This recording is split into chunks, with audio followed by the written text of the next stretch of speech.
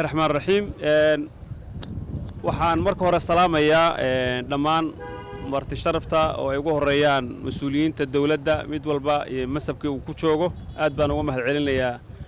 inay xafladdan nagala soo qayb galeen dhammaantood marka labaad waxaan maanta ku faraxsanahay inaan halkan ka daahfurayno barnaamijka mahadsanid macmiil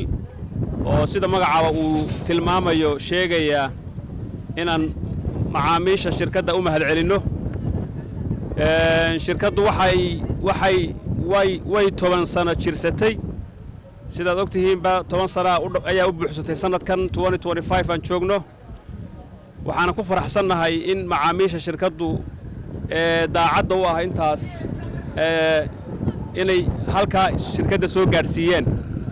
sidaa daradeed anaga oo taa ka duulayna waxaanu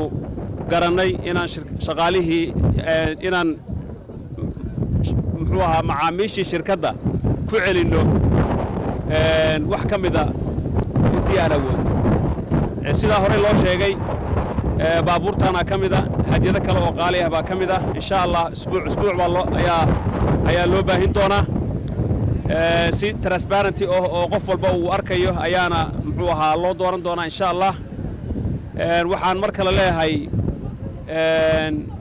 macaamiisha shirkadda anoo munaasabadan uga faa'iideysanaya aad baad u mahadsantihiin inaad macaamiil loo tihiin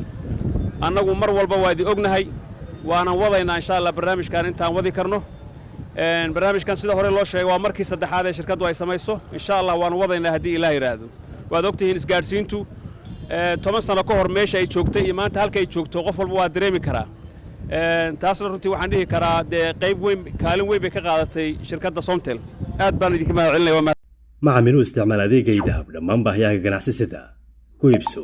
lacag dirid ku shuba ribaad iyo internet dhammaan wax kasta oo aad isticmaal lacageed uga baahato